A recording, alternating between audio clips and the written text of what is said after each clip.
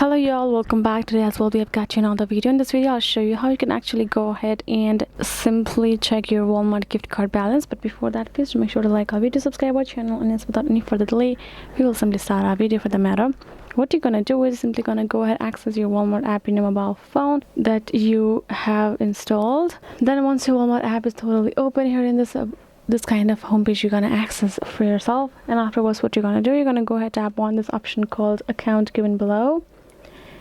And here in this section you will find all of your settings, including this option called wallet given below the purchase history. Tap on it, and here in this option you will find this kind of options, right, which shows all of the options. Tap on this gift card option that is given over there, which the amount we wanted to find out about. Tap on it.